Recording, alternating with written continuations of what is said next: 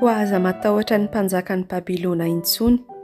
Eny, izao Tompo no manao teny entitra hoe: aza matahotra azy fa momba anareo aho hamono tsy hanafaka anareo teo am-pelatanany.